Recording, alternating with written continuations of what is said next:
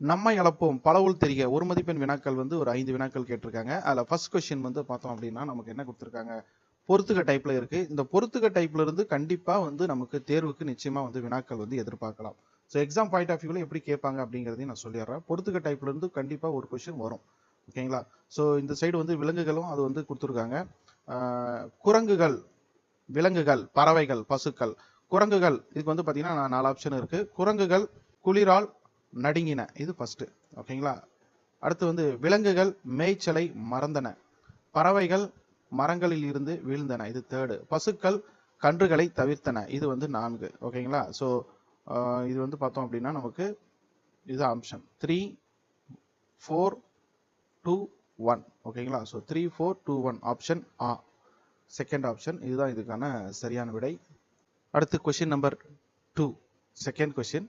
இதில் வந்து என்ன